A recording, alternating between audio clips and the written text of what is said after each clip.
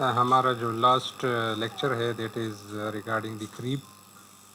Creep भी एक failure mechanism है just like the static fatigue, ठीक है। तो उसमें हमारे पास क्या होता है कि there are not fluctuation of load just like in the fatigue, rather a continuous load is applied on a material member.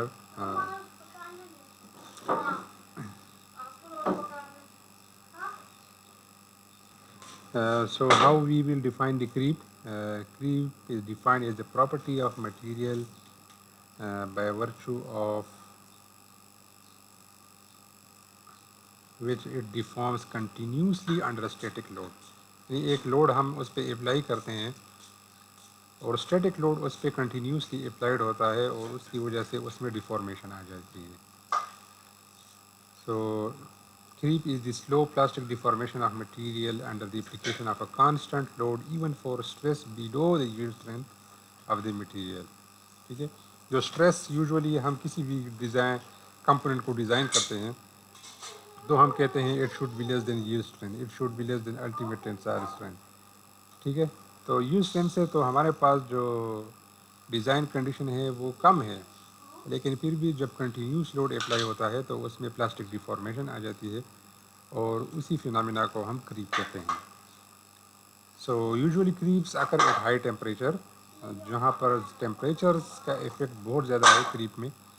जहाँ पर हाई टेम्परेचर है तो क्रीप का फिनोमिना वो फिर स्ट्रेस पर ज़्यादा डिपेंड नहीं करता बल्कि उन टेम्परेचर पे ज़्यादा करता है। Creep is an important property for designing IC engine, जहाँ पर टेम्परेचर ज़्यादा है यूजुअली। आप देख सकते हैं कि उसमें कितनी टेम्परेचर है। जेट इंजन हैं, boilers, turbines, iron, nickel, copper and their alloy exhibit this property at elevated temperature. ये जो आयरन है, निकल है, कॉपर है और इनके जो एलॉय है, so usually creep is prominent at elevated temperature. But zinc, tin, lead and their alloys show creep at room temperature. उसमें रूम टेम्परेचर पे भी creep का फिनोमेना हो सकता है। So in metals, creep is a plastic deformation caused by slip occurring along the crystallographic directions in the individual crystals together with some deformation of the grain boundary material. So अगर हम microscope पे या material की जो mechanism है, ठीक है, उसको हम स्टडी कर लें तो वो क्या रीज़न है कि जिसकी वजह से हमारे पास प्लास्टिक डिफॉर्मेशन होती है। तो वो रीज़न ये होती है कि या तो डिसलोकेशन हमारे पास स्लिप करता है, ठीक है, क्रिस्टलोग्राफिक डायरेक्शन में जब हम क्रिस्टलाइजेशन करते हैं, यानी हम मटेरियल को मेल्ट करते हैं और फिर टेम्परेचर को डाउन करते हैं, तो जो क्रिस्टलाइजेशन का एक मैकेनिज़्म है वो होता है। तो एक डायरेक्शन में हमारे पास क्रिस्टल बनना शुरू हो जाते हैं। तो अगर स्लिप हमारे पास उसी डायरेक्शन में मूव करते हैं या हमारे पास ग्रीन बाउंड्रीज है वो आपस में स्लाइडिंग करते हैं, तो उसकी वजह से हमारे पास प्लास्टिक डिफॉर्मेशन होती है।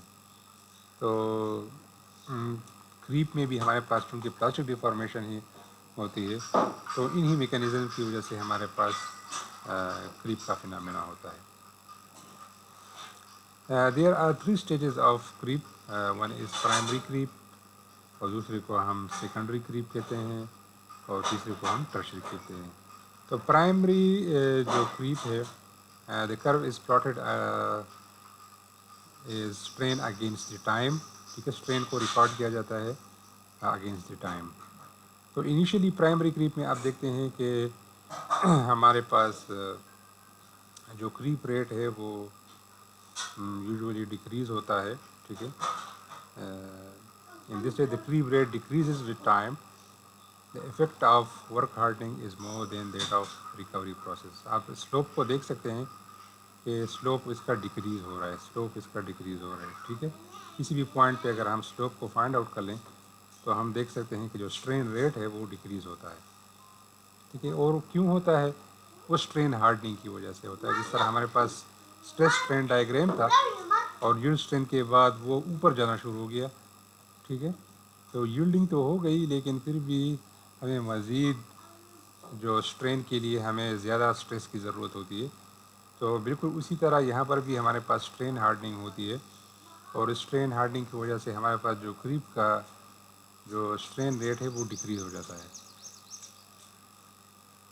So the primary stage is of great interest to designers since it forms an early part of the total extension reached in a given time and may affect clearness provided between components of the machine.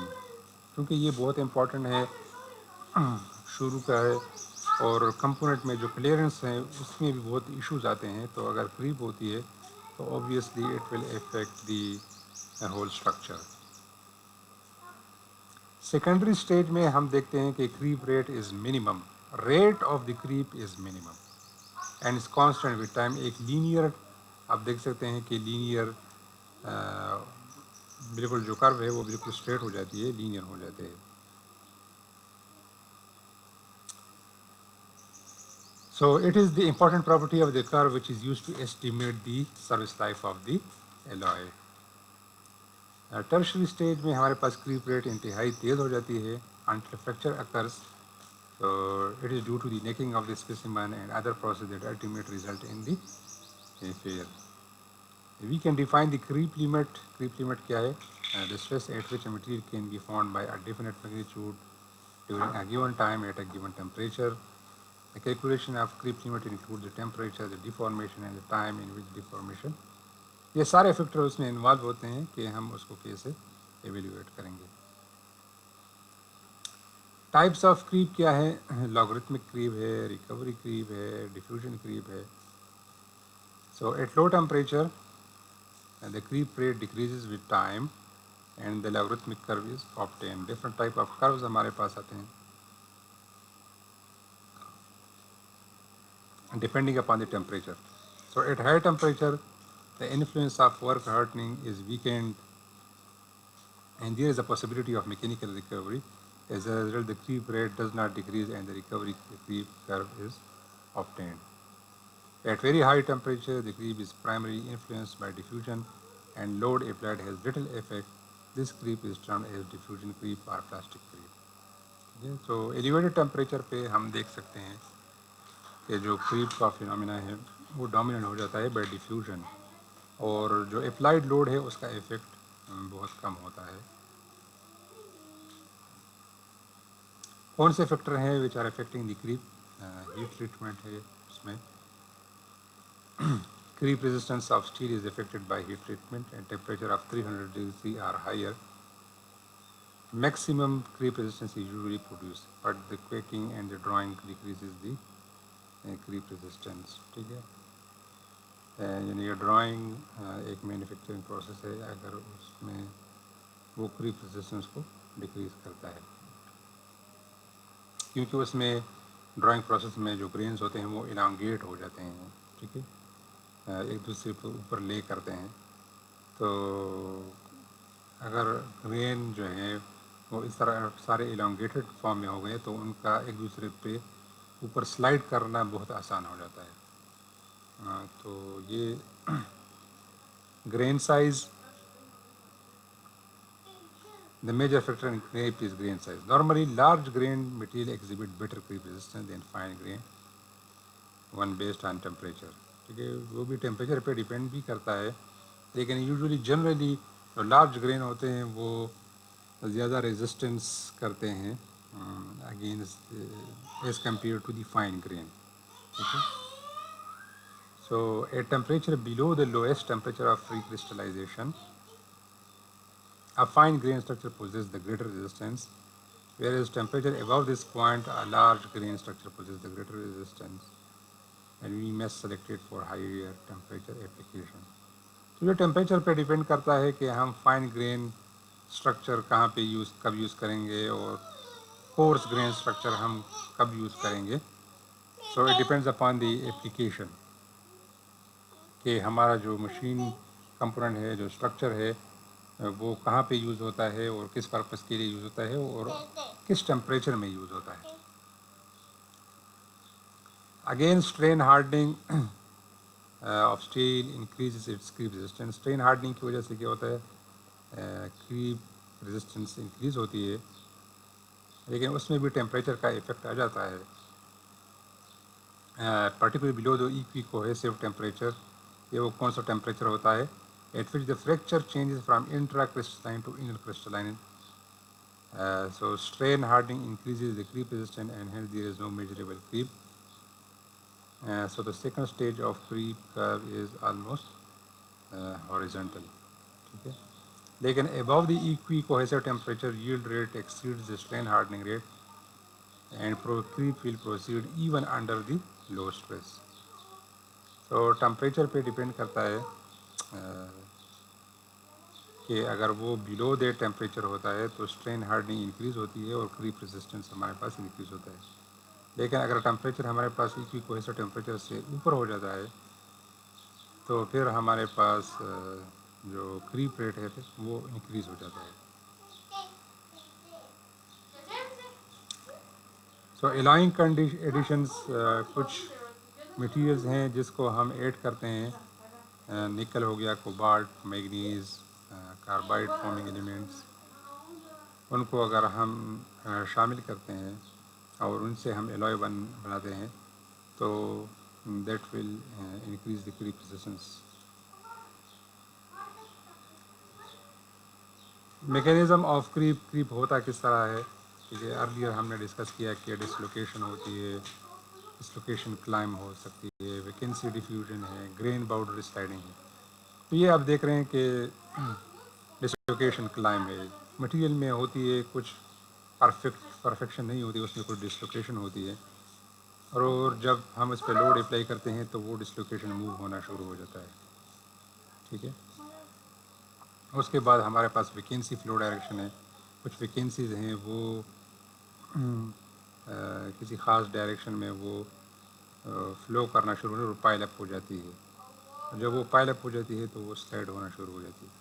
Similarly grains जो है वो हमारे पास अगर इस किस्म के हैं कि वो हमारे पास अगर ग्रेन में हमारे पास स्लाइडिंग शुरू हो जाती है तो फिर भी हमारे पास क्रीप का फिनोमेना स्टार्ट हो जाता है।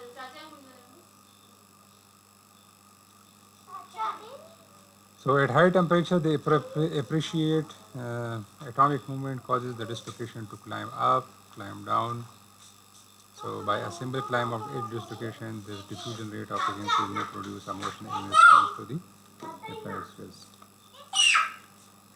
This edge dislocation are piled up by the obstacle in the glide plane and the rate of creep is governed by the rate of escape of dislocation.